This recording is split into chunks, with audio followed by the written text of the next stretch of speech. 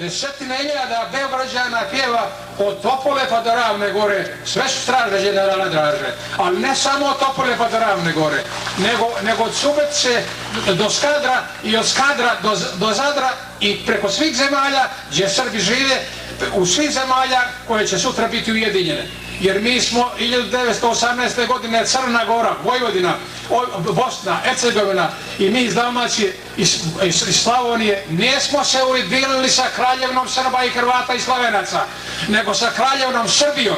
Mi se moramo vratiti na 1918. godinu i tu početi i sve naše zemlje ujediniti. I bit će, braćo, bit će srpski i Zadar i Skadar.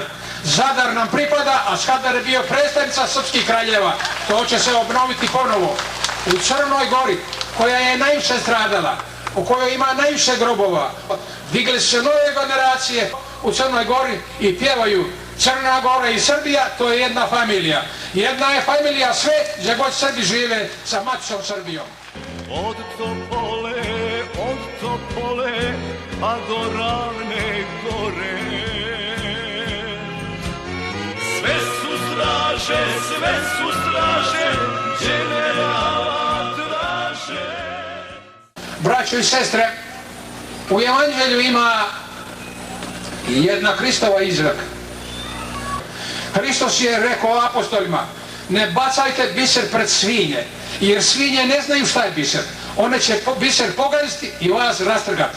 Od 1918. godine do 1941. godine Srbi su pred hrvatske noge lijegali svoje bratstvo, svoju ljubav i svoje poštovanje, pa čak eto knez Pavle i Svjetović otpisivali iz zemlje srpske da umire Hrvati. Ali oni su se pokazali kao svinje, oni ne znaju šta je bratstvo, šta je ljubav, šta je ljudstvo, šta je Hristos. Oni su ime Hrista poklali 1 milion Srba, osim oni koji su izginuli u borbama protiv komunista i okupatora.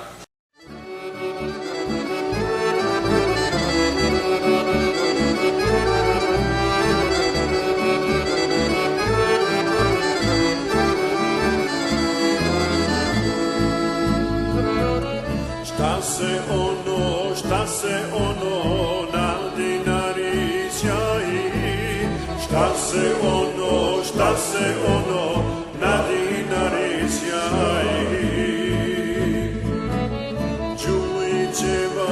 Đujićeva kokarda na glavi, Đujićeva kokarda na glavi.